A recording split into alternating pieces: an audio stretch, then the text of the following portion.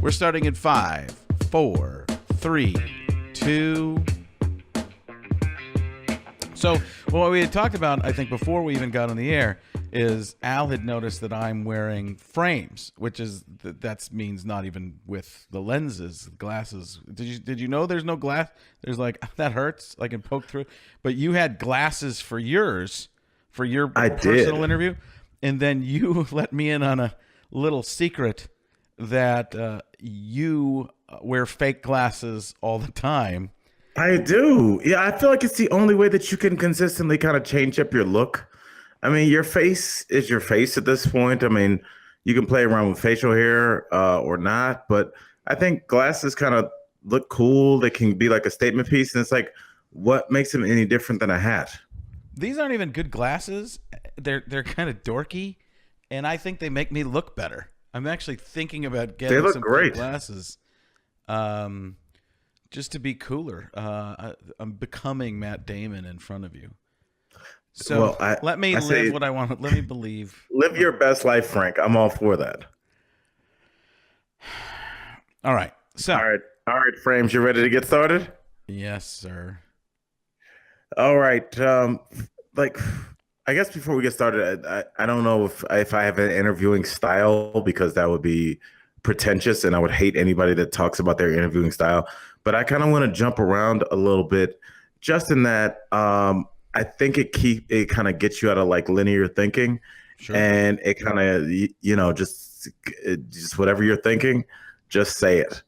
Sure. Yeah. So what you're saying is you didn't like my interview of you at all. You thought it was simplistic and boring. I loved your interview because when I went through with you, I was just like, what a strange life I've led. Yeah, no, absolutely. By the way, can you check your microphone again? I'm wondering if it defaulted to the other. It may not have. I just want you to sound the best you can. Nope, we're still good. Okay, cool. So I'll stay right on top of it. Oh, there it is. Okay. That's much better. Let's just redo everything for the third time now. Let's do it. I have to set back. I've been in such a driving role for this podcast and a couple other things that I have to let you. It's your show. This is what I even do when I get on talk shows too. I start to take over, and that's probably why they don't invite me back anymore. I'm all for it. All right, Frank. Well, let's get started with a random question. How did you propose to your wife? She was in the front row. Well, I'm sorry, she was not. That's the story of how I met my wife. Do you want that first, or do you want to do? Yes, definitely. Because that was at the Cleveland Improv, which ties into you. You're from Cleveland. She's from Cleveland. I saw my first comedy show there. It was Paul Mooney when I was 15 years old. Really? Okay, so that makes a lot of sense. My mom took me to see Paul Mooney. So yes, Cleveland Improv. A very strong cultural type of comedy, right? Paul Mooney. Yes. She was in the front row, not laughing at anything I did. She didn't know who John Madden was, and that was the thing I was doing a ton of. She was just covering her mouth, like thinking I was terrible. And she wanted to see Angel Salazar. That's who she came. That was her level of what she. Google it, everybody. Google him. I know Angels. I have a story off air about me and Angel Salazar. I bet. So, and her favorite comedian is who's the guy who did the I can't believe I can't think, Greek guy. I know him. Bullwinkly voice guy. He does the Angelo something. Nope, not even close. One name. It starts with a B. Batman. There we go. Basil. I was going to say Bagel. Bagel is a Jewish comic. Who opens for Basil? And then there's Paprika.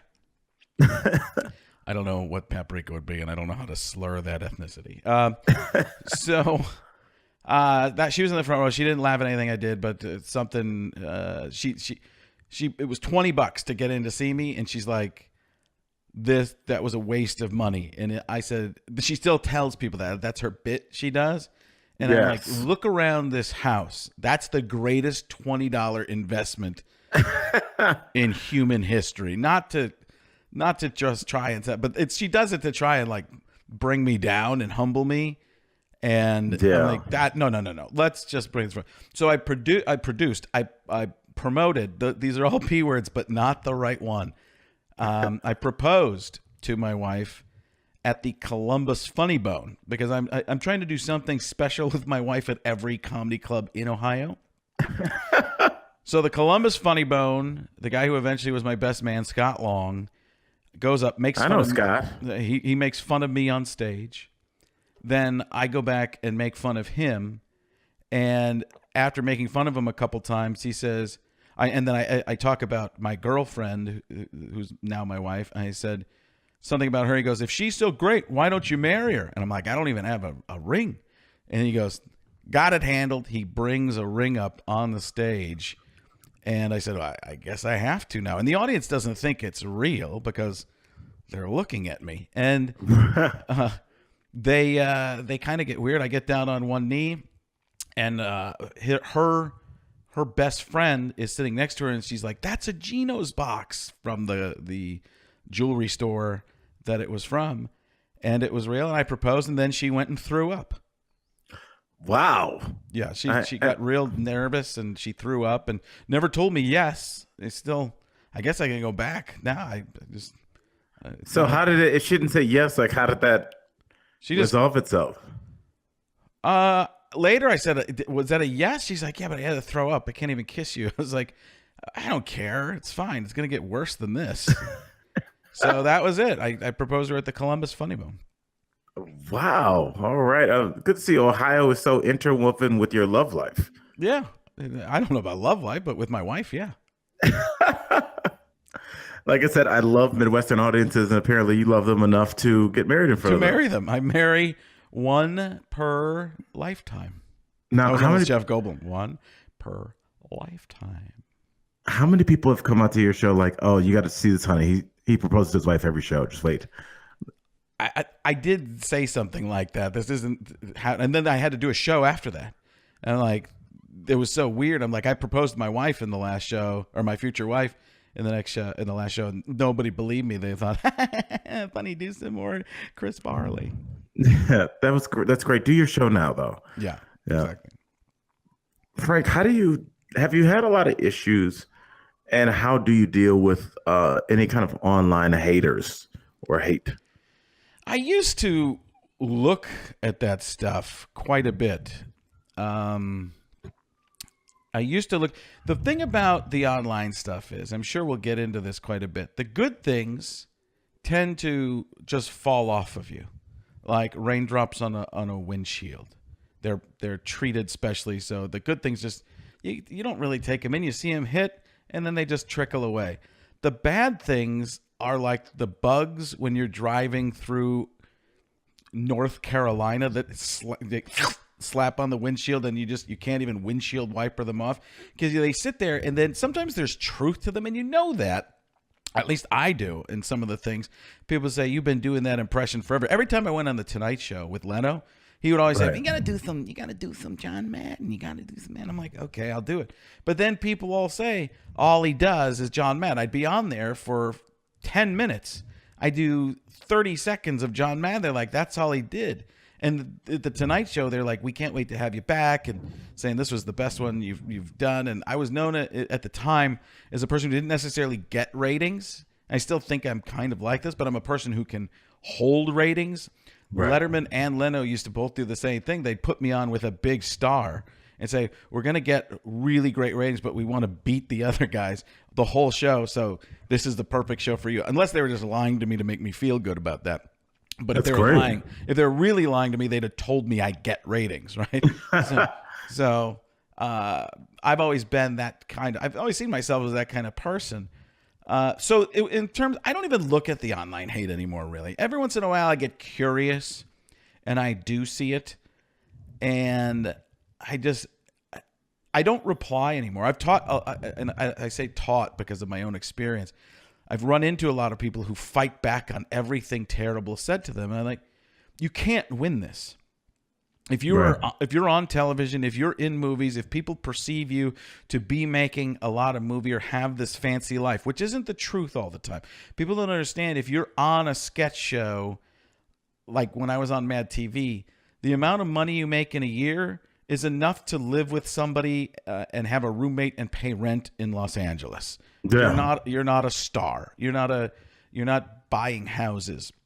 And most people have a used car on a sketch show or their first show. Sitcoms, you can make a bunch more.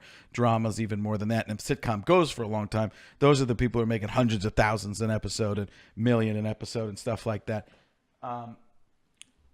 So I tend not to even look at it because I realize that the stuff that people were saying that was nice just trickles off. And the stuff that I didn't like bothered me for a while. Even just that people have the gall, and they're not even a real person. A lot of times they have a cartoon face. It's not even them. You then see their full picture, and you're just going. Then you look at some of their tweets, and you're like, this person just says things to make people angry. Right. You see that they've gone after a number of people just that day. Right. They just live under a bridge. They're just constantly trolling and going after people to see if they can get a rise. And it's when I realized, I don't know. And sometimes I'll agree with the people. If there is something, I'll be like, I know. It's just I was trying to get attention, just like you're doing now. Let's call Exactly. That's the problem I have with social media in general. I realized I was only saying angry things on social media to get tons of likes and retweets, because I could, any sporting event, because of people who knew me, I could go on, say snarky things and get 200, 300, 400, 500 retweets, especially during a Sunday night football game or something like that. And I found that's what I was doing all the time. I was just trying to build my Twitter feed by being a jerk. And it bled over into life. And I was like saying mean things to people all the time or thinking them like, I don't want to do this anymore. So I really backed off of it. And that's just the way more Twitter is. I need to get more into Instagram with the show and everything else I'm doing. I'm going to get more into the Instagram life, which I've heard is not as snarky and more, but it still feels like, hey, look at me all the time. Very much so. I mean, Instagram is kind of, I've always had this theory, and I want to know your thoughts on it. I think for people that are not in entertainment, especially in the kind of entertainment that we are, where like literally people clap after we're done with our job, Frank. Think about how crazy it is. People clap when you're done at work. No. I say everything I do, I'll take out the trash here, and my wife just gives a round. And she gets the kids. She's like, Joey, Juliet, get over here. Dad did something. Dad did it again. Yeah, I got a standing ovation the other day. He's bringing in the recycling bin. Unclogging a toilet. Yeah, but I feel like other people don't get that. And I think that social media, when you start talking about likes and retweets, is the closest that people get to being applauded for. And I think when you have a nice dessert spread, or you're an interior decorator, you went to the Niagara Falls or something, you take a picture, the likes are almost like a slow dopamine drip in terms of just you feeling like you've accomplished something and people acknowledging that. I used to be the attention hog. We used to play sports and travel and play baseball games most of the time is what we would do. I was on a traveling baseball team, pretty great player, AAU All-American twice. What's up, ladies? 1988 and 92, 88, 14 and under national junior Olympic champions in Urbandale, Iowa. Fourth place in 80 or 92. Wisconsin All-Stars. We did a great job. Ooh. Yeah. Did anybody go pro for your team? A couple guys went to college Division I. Some people played in the minor leagues. I'm trying to think if anybody made the major leagues. The older version of us, actually, Craig Counsell was on the team. Oh, he won two World Marlins. Series. Yeah, Marlins. One against my beloved Indians. Yeah, and also one with the Diamondbacks. Yeah. So, where were we going with that? The social media aspect, right? So, in terms of people clapping for you, and so I think we got past that, and we're talking about your youth. What's funny is because you're going to all this personal stuff, and after we did everything, I realized our whole talk was business, and I was like, I need to go back and do a personal one with you, and that was what was in the forefront on your interview of me. Did you do that because you felt mine was all that aspect of career, or Absolutely not. These are just things that I'm interested in. Okay, because I'm not interested in your Why personal would life you as a be? kid, as a child. Yeah, it's like we got it. You're We black. started You're at oppressed. Keep going. we started at college for you. You're starting. Well, I guess you're not. You're just going more personal stuff. Okay, so go ahead. All right. You said that you were a good baseball player. Great baseball player. Great, unbelievable, can't miss prospect. Tore my ACL as a football player, though. I was a running back, and What was the play?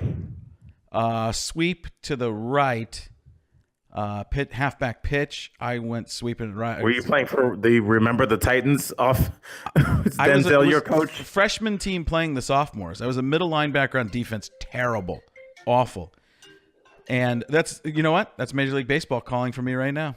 That's it. They're calling. They're saying, send the kid up. He's ready. I'm so glad that happened because I looked at and it was actually an important text during my interview of you. And I'm like, I hope there's a moment where you look away for something more important than this interview for yourself. So we're tied. Where were we? I get off on tangents. So you're telling me about the play that you tore your ACL. Oh, so I ran to the left. I got hit up on the top right, bottom left. Mine just got smashed both sides. I went down. Man. I remember my dad running down. The coaches didn't do anything. I was just laying there because I couldn't. I had that numb feeling in my leg. Yeah. And I went and went to the doctor. I didn't get it fixed. I just got it scoped and still tried to play different sports. No. But I can't bend it all the way. And then I was a catcher in baseball. And I would catch off kilter. So it was to one side. That really got to my back, and everything just kind of went down from there. And the comedy prevailed. But as a catcher, I used to sit behind the plate and I don't know if I'd do voices, but I would just make the umpires laugh and try to talk to the batters. And they'd get so, it was like Major League. They'd be looking back, really? Shut up, Yeah, absolutely. I was messing with everybody all the time.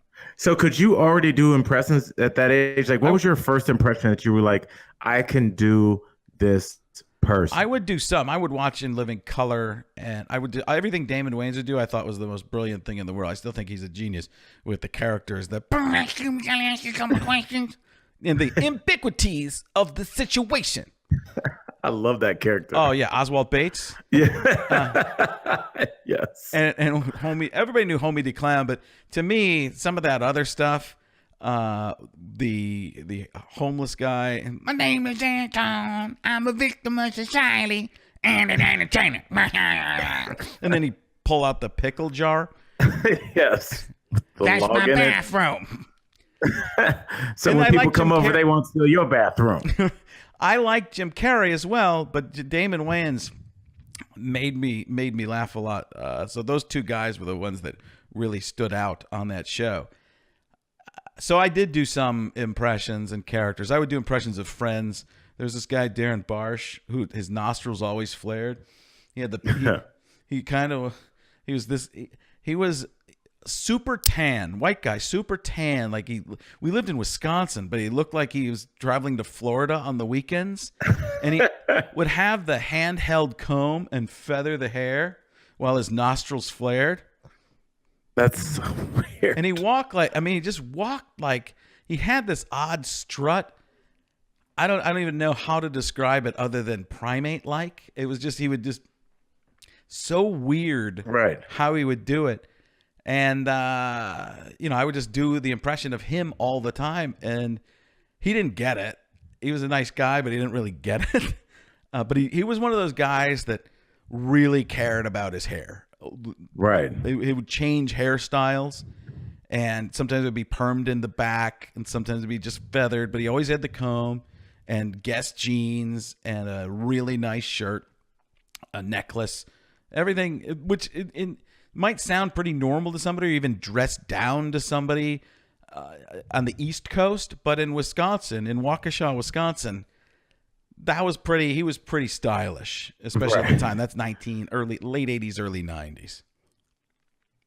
So right. that's where have you looked at his Facebook? Did he keep that head of hair, or did God take it from him? I don't know. His dad had good hair, pretty good hair. So I'm not sure what his grandpa, I think that's where you get as your grandpa, but I mean, he was a good guy. He was a nice guy. It was just easy. I just took the easy road. He was pretty easy to make fun of because he was just such a character. It was unbelievable.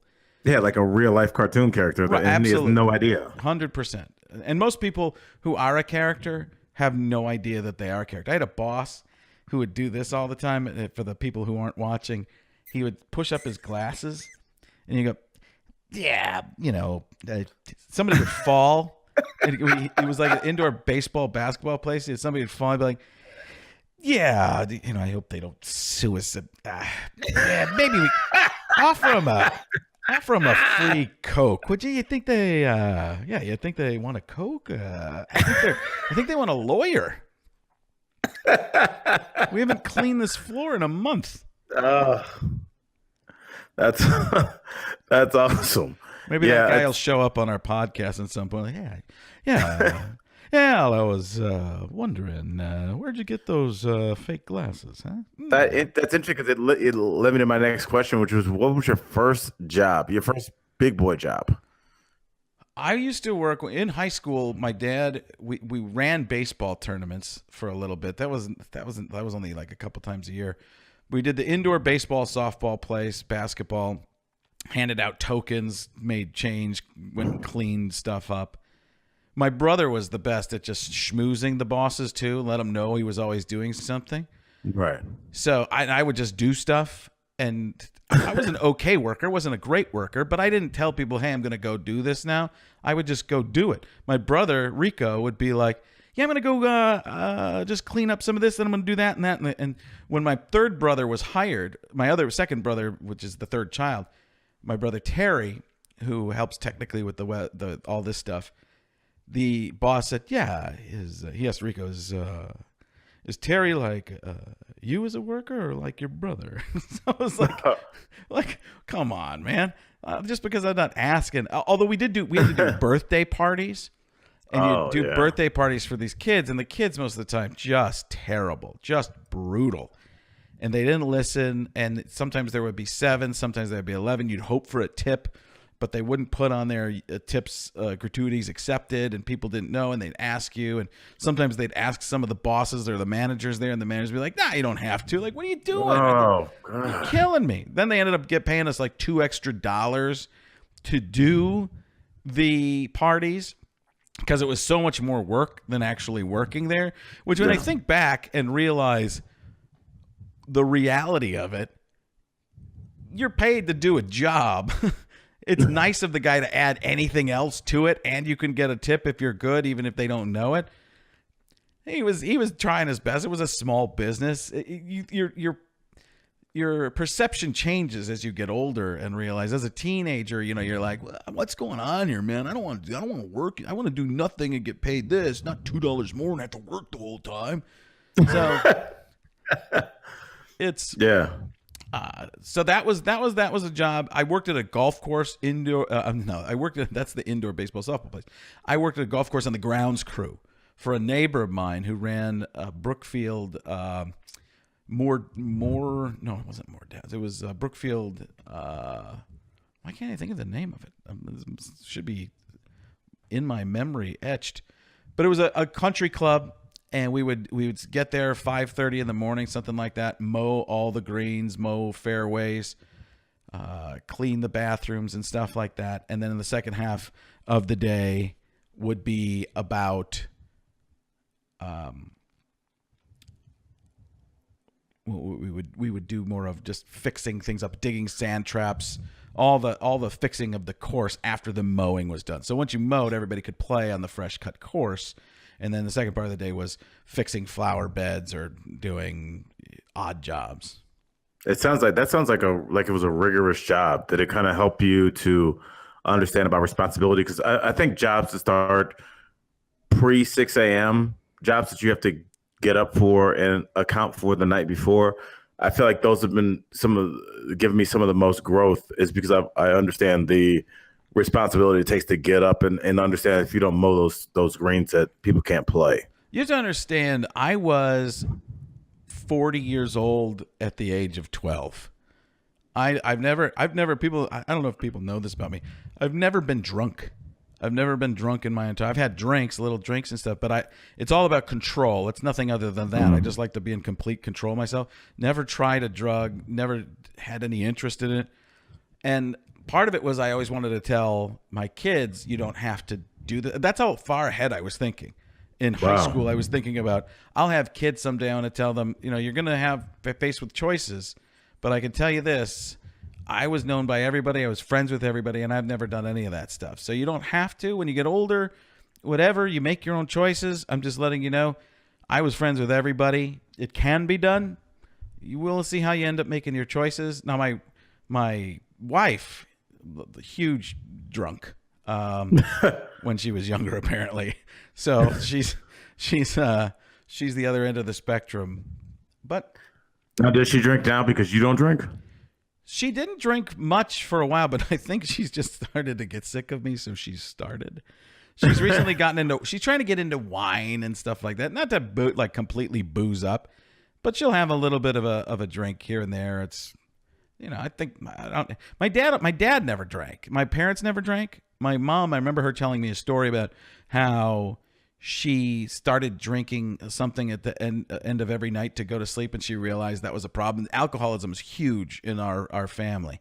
Right. So, and my dad just never had a drink. And I always remember him having a beer, and we're like, Dad's having a beer. He goes, there's nothing wrong with a beer. This is also the same man who used to go, there's nothing wrong with getting C's. C's are good. So Love your dad. He also, and I talked about this on stage the other night. He's like, it's so funny. I want to make a full bit out of it, but he's the type of guy who gives you his softball stats whenever you see him. How you doing, Dad? 2 for 3, 4 double plays, Frank. What age group's that in? 75 and under. What?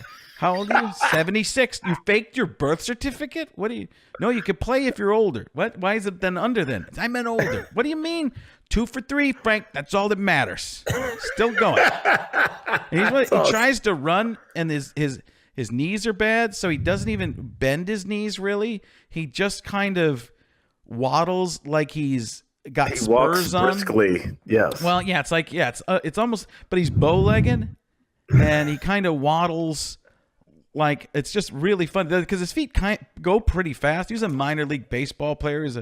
He was in his younger days before I was born. So he was an athlete, and he was quick, but he never had any instruction when he was younger. Grew up in Elmwood Park, Illinois, and kind of just came up as a kid who played local stuff and was a pretty good athlete, but if he'd had the training, might have been a little bit better. So that's him, but that's where I'm coming from on that stuff. Well, that's awesome. So I would assume, since you were a 40-year-old, 12-year-old, you've been a person that's always made decisions with a clear head. Would you say that there's any major regrets that you have this far after a successful career, successful family life? Is there one thing in your life were you like, damn it, I should have invested in Google? Is there anything? Well, there's plenty of things I've done in not only comedy, but entertainment. I've passed on a lot of things to spend time with my family. And I don't have any regret of that. So I don't want that to say, in terms of career things, I think I could have done a lot of other things. I'm actually glad that I chose, like the first time I was ever asked to be on The Tonight Show as a guest, not even as a stand-up comedian, was my daughter's birthday. And I said, I can't. It's my daughter's birthday, and I'm in Cleveland that weekend. I wish I could, but I can't do it. And I always just figured, it's something else will come along. And right. Most of the time it did. And when I was trying to do everything all the time, I was in you know what it's like being in this entertainment industry. And it's probably like this in a lot of businesses.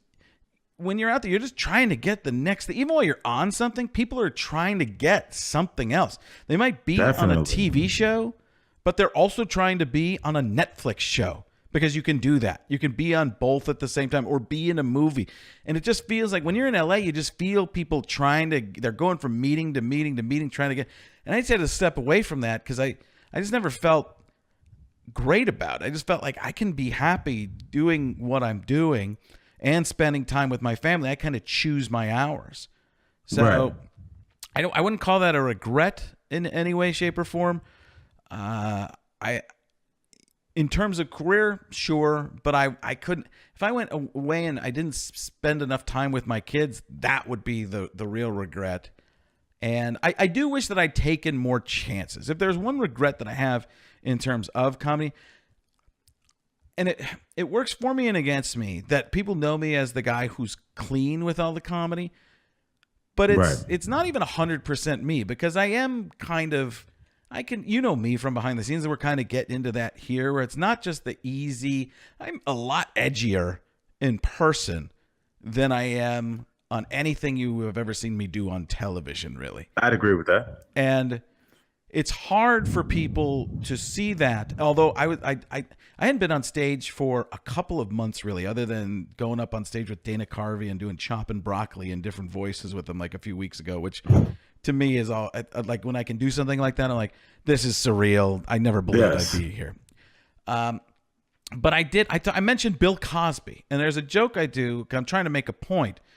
10 years ago, if I'd have said the name Bill Cosby, everybody in this room would be like, ooh, I hope he's going to do Bill Cosby.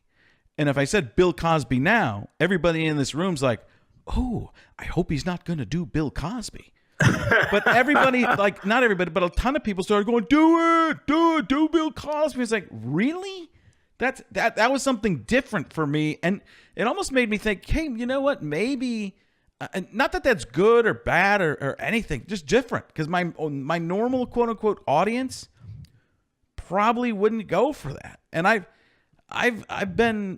always wanted to have a more diverse audience, like, because of the football stuff and the pregame. It's my main group of people is always older, and people who watched the Fox NFL Sunday pregame. When I went to ESPN, it actually got to be more people of color, more age ranges, not necessarily more females, more women, but it was a more diverse. I could just feel it when I started, because some of the things I did at ESPN right away just hit hugely. The LeBron letter, reading it with the Morgan Freeman voice, right, and the 30 for 30 about Richard Sherman. So it was topics too that like hit the black community. I guess if that's, I always feel weird about saying things like that. I don't know if I should, but I just feel like I don't think I've ever said the black community before. I was trying to say that more black people started coming to my shows.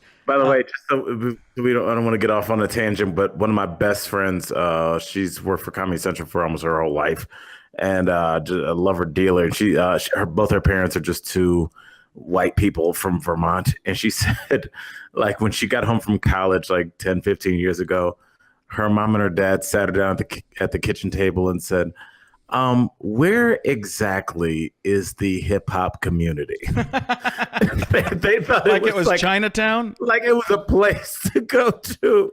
But she was like, they were so serious and so sincere. She like couldn't even like make fun. She was just like, my son does that. Like, he would tell, like, you know where Koreatown is, and then the little Italian neighborhood. It's right in between there. That's where the hip hop. So you could miss it if you turn your head. My son tried to convince his grandma, my mother-in-law, that he went to lunch with Kim Jong-un the other day. And she's like, he keeps talking about this Kim young man. Do you know who he is? He's messing with you. He's messing with you. It's a ball buster. Oh, he's brutal. I love it. He's brutal. And that was one of the reasons I didn't swear and want to do anything that was swears. I didn't want to do it because of my kids. And now I just hear my kids talk like filthy. Like, it's unbelievable because they're playing online video games and they're around their friends that all swear. And I'm like, it would have no effect on them if I'd have set myself up as this person. But you know what? Here's another thing that I think I made a good decision on this now, especially. There was a show that somebody came to me. It was a serious show on Showtime or something like that. And it was a character that they wanted me to say the N-word. And it was and I don't know if it ended up being in there, but it was a guy who said the N-word. It was in the character. But I told my agent manager, I don't want to be the N-word guy. I don't want to be the guy. I don't want anybody to have video of me saying this, because I know how terrible, even if it is what it is and it fits in the show, that was maybe 8 years ago or something. I'm like, I'm not doing the audition. I'm like, I'm not even going to read this audition. I don't care what it is. It's just wrong for somebody like, I'm out. And they're like, really? They really want to see you. I'm like, I really don't want to do it. I don't want to even be, it's okay. I have no problem. I understand that it's set back in time, but just not interested at all.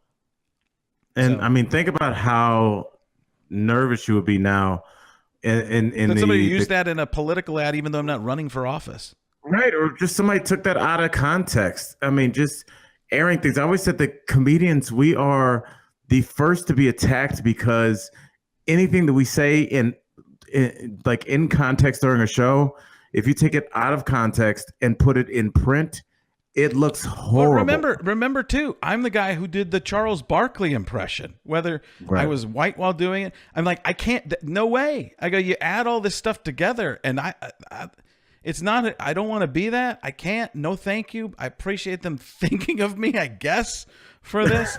It was a against type kind of character. And that's what they wanted me for, because I was known as this nice guy, and they thought I'm like, it's great. Can they do it without that? And it's like, it is what it is. I was like, it's a big director. I'm like, all right, I'm sorry. I really appreciate it, but I just, no, not going to do it. And there have been other reasons I haven't done other auditions too that weren't as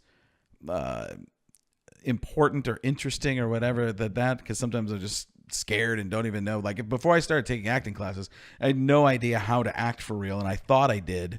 Kind of. I actually I don't really think I knew, and that's why I didn't want to do any auditions. Then I started to learn about acting for real and doing auditions. I'm like, thank God I didn't do any of those auditions, because I would have been awful, because I was doing everything wrong. Yeah, there's a way to audition for. I mean, I've only acted in one thing. I mean, the comics and actors are totally different until you take the classes and become an actor, which I am not. You don't know if you can learn to be yourself and they want you to play you. That's one thing, but it's another thing to try and be somebody else and just be natural and lines that are already known. The thing about acting is you have to pretend like you're just coming up with the line right now. And the way we talk, the way people think acting is that you hang on a certain word. Like it's almost like you're stuttering into a word. You don't do that. Right. You don't speak in full sentences. Most of the time we pause in odd places, like I just did there. It's that kind of stuff happens. And the other thing is, you don't realize the words aren't always what you mean. Like you can really care about somebody and say, I hate you, and it means I love you. So right. That's interesting. It's learning all that. It's the subtext of whatever you're saying, which can happen in a stand-up routine, which I've never called a stand-up routine a stand-up routine. You don't call them comedy skits? No, when people in the black community are doing their comedy skit routines, I'm coming up with vocabulary improvisations that aren't quite me for real. Like that one. I like the word vocabularic. That's Stephen A. Smith coming through. Vocabularic consultations. Can you tell me your worst audition?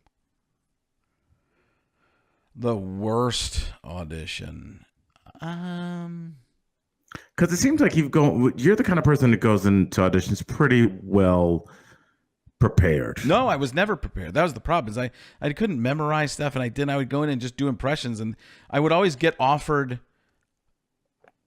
deals, like all-encompassing development deals to develop something for me, because I'd go in and do a bunch of impressions and voices and just talk to network executives like they were just regular people, which very few people do. They get really nervous around them, apparently. I just go, hey, what's up? How you're the boss?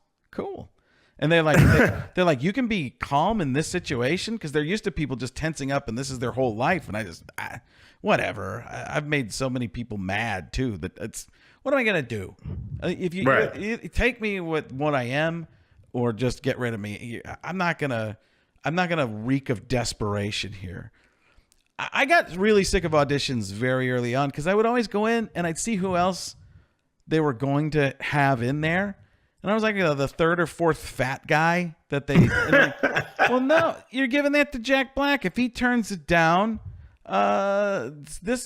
somebody else is taking. It's like when I first went to LA and would see Harlan Williams, Dane Cook, Craig Anton, and 3 other guys that look like they are all brothers.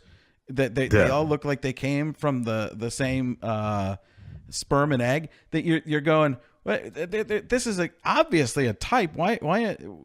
What's going on? Why am I even in this group? And then you're there to shake it up. Yeah, which is nothing other than they want space in between the guys that look the same. That's really all it is. Like, so they can differentiate people a little bit more. But I'm trying to think. Oh, it was a commercial audition, and it was just so because they wanted me to improvise for this computer audition, right? And I'm like, and I've been told by other people who've done a lot of. This is when I first started. I've been told by a lot of people that they do improv and have you do that stuff at the commercials, but then they just end up using it in the commercial. And not you. Yeah. Right. And I'm not writing your commercial for, I'm going to do the lines you want. I might add a little something to make it mine if you want that, but I'm not just going to sit at a table and improvise a commercial. That means you haven't written the commercial. And that's exactly what it is. And that's the kind of stuff that I wouldn't deal with. And I called my agent. I go, I'm on a show right now. I don't need to be groveling to people. And I told them, I go, listen, I don't want to do this. I'm not an improv guy. I apologize. I'm in the wrong place. And I just said, thank you very much for having me. And I left, and I got a call back for it. I didn't go, but they called me back after I said, I don't want to do this. Like, that's how messed up Hollywood is. And when I was there, and I just learned. Another embarrassing one was probably I went in for some big movie, like a real movie, like a serious kind of film. Didn't know what I was doing. I'm looking directly at the camera. You're supposed to look off to the side like you're talking to somebody, and the camera's catching you like you're in the. I didn't know what I was doing, but I did realize over time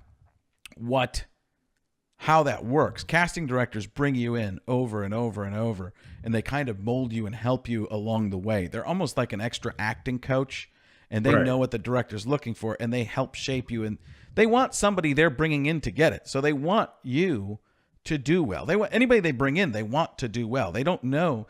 But the agents would do this. They're like, they really want to see you. I'd get there, and they'd be like, who are you? Like, what? And I'd call my agents. I'd be like, why? Well, they're like, they really wanted to see it. I go, they didn't know who I was. It was almost like, why are you here? Are you changing out the trash liner? It's like, you're lying don't lie to me. Because they knew I didn't want to go if they didn't really want to see me, because I didn't know what I was doing. So I do wish, here's the regret in terms of that. I wish I'd taken acting classes earlier and learned to do that kind of stuff. I'd never been on stage doing a sketch before I was on a sketch TV show. I'd only done stand-up. Wow. So, and only done stand-up for a couple of years, maybe 3 years, and I was on a TV show shooting and didn't know. I would do the impression, but I'd do mostly the voices, right? It was just the voice. When I first started doing stand-up, it was just hitting a voice, whether it was a caricature voice or trying to nail it dead on. I didn't walk like the person. I didn't try to become everything that person is, and I had to learn to do that. And once I did, I got way better and more known for that. But at the beginning, it was just kind of doing voices. Interesting. I got another one that was auditioning over at Nickelodeon for some type of cartoon work, and I was just reading it off the page. I just terrible, no acting skill whatsoever. And the person's like, "But can you read it like you're actually doing it?" I was like, I thought I was. I didn't. What does it sound like? She's like, it sounds like you're reading it. I go, I am reading it. I've only been in LA for a week, and I got all these meetings because I do some impressions. And what are you looking for? And then what did she want? Just decent acting. She was right. I was terrible. I mean, I'm not. I'm very honest about stuff. Like, even where I am in career moments and times, and I'm in a big transition period here myself, trying to figure out how can I kind of reinvent myself and still do some of the same stuff, the same type of stuff I was doing, but I don't want to just be the impression guy. So it takes time, and you have to build it, and you have to get people to see you and learn and get them to know that you can do other stuff. And that just doesn't happen like that. When Adam Sandler does like a semi-serious role in something, the first time he did, people were like, nah, no way. And now they start to go, he's actually pretty good in that. Jim Carrey too. When Jim Carrey first started doing serious roles, they're like, no, I don't buy it. And then you get a couple more, and he was such a big movie star at the time he started doing it. It's hard because people get something in their mind of what you are, who you are, and then you try to do something different, and they're like, I don't see you being that guy. And I'm like, but why not? We're all actors. Well, you're the guy who does the voices. I'm like, well, I'm doing one voice right now. They're like, well, we just see you as somebody different. Well, all right, Frank, I got one more question for you. Obviously, your kids are getting a little older. When your kids are out of the house, what then? And I think I asked that as like all parents. I mean, I never saw a period where my kids would be old enough to be out of the house, and now I feel like I'm looking right at that. I mean, obviously, I still have a young one, but I mean, would you say in 6 years, both kids will be grown and gone? Daughter is in 7th grade, so 5 to 6 years. I don't know. I don't ever think that far. I've never thought that far. I've never. When all I wanted to do in entertainment was be a guest on a talk show. I didn't want to host a talk show. I didn't want to be an actor when I first started. I wanted to be a guest on a talk show. And I got that pretty early, and then I was kind of lost for goals because I didn't know what I wanted to do. And then when acting got in, right? It's like I've attained everything and more than I thought I ever really would. I didn't know I'd really get there. I'll probably do a podcast with them so I can talk to them some. Right. No, I don't know. I really don't know. I'll probably work take some trips with my wife. We have 3 tiny little dogs. They'll still be around, and if we don't have the 3, there'll be somebody else who comes in eventually. I think we have a rotation. Sounds so bad, but it's kind of true. It really did. It's true though. Just they're a part of our lives. But I what will I do? I work some, play some, I guess. Listen, I love my kids. I really do. It sounds like I'm trying to convince myself, but no, I do. But I look forward to them being on their own some, because then you feel like you've accomplished something with the kids, right? They're out doing something, and it's like, hey, they've succeeded here. But I don't know. I think it would just be working some, trying to develop as a human being. That's kind of where I'm at right now. The latest that I've been trying to do is just do a lot less judging of people. I think I try to understand where people are coming from, which is a lot about what the podcast is. So I'm just trying to take that and do that every day that we do these podcasts as well. It's all part of growing. But other than that, write a book. There we go. Yeah, but I don't really want to write a book. I'm just giving you something to. I know, it's like you can always tell people I want to write a book, and then people will be like, "That's great," and then it ends that conversation. Right. That's a good way to get at anything. Yeah, that's just the lead-in. So, dude, well, this was awesome, man. I know. It was, yeah. I mean, you're just you're a fascinating guy. Local hero. Trying to get back in the national scene. Well, I'm glad you got back on stage. Everybody, yeah, I was. You know how that is. Like, I know we're gonna go here in a second, but it's like you actually start to enjoy it more when you're off stage for a while. When you're doing it every night and 2, and used to be 3 shows on a Saturday night, and you didn't even remember if you'd done a bit because you'd done it twice already. You didn't know if you'd done it the third show. Yeah. People are super drunk, so they don't even notice. But it becomes monotonous, and when you just pick and choose your spots, it becomes a lot more fun, and you actually enjoy being up there. And that's where I'm at right now, picking and choosing. That's why I like the small venues, going to these little clubs. And I think eventually we'll have these podcasts going to some places, probably starting in like Denver and Arizona and maybe LA, a couple different places that will be. but it's fun because it's new and different all the time. And that's the hard thing is you get on the road and you're looking at the same back of the room in a club 4 times in a row, or you're traveling all day to get to the next venue. It's just cumbersome. It just takes a toll on you. So choosing little spurts to do stuff. Like I have this bit about my kids, or this part's actually about my son, mostly playing Fortnite. I hadn't done it for 2 months. It was a new bit, and when I was going through it, originally I would forget parts. I just flowed with it last night, and I didn't even think to look about what it was going to be before. I couldn't remember the whole bit, but I just flowed because I went from taking from truth in real life and going and living it as I was doing it, which wasn't what my stand-up used to be. But now my stand-up is that if I can bring the real life and the emotion and the tie it has to me and how it actually makes me feel and how I think everybody else is feeling about it in my world, that's what I'm going for. And that's what I'm trying to go in this podcast. I mean, I still have trouble on the podcast and even today editing myself and saying things because I'm worried that it might come across wrong. Whereas the best comics just say it, I think. And then you end up in trouble sometimes. And I'm not used to being in trouble, even though I think a lot of people get in trouble for ridiculous things. They're saying something that's actually either true or trying to be helpful, taken out of context, like you said, and then used against them. And you're saying, no, I'm trying to do something helpful. But that's how you get, it doesn't matter how funny you are anymore, right? There's a lot of funny people. It's how much controversy can you get on something. And sometimes it can get to be too much, like a Kevin Hart or something like that, where you're in that position where you have the whole world and everybody wants to take you down.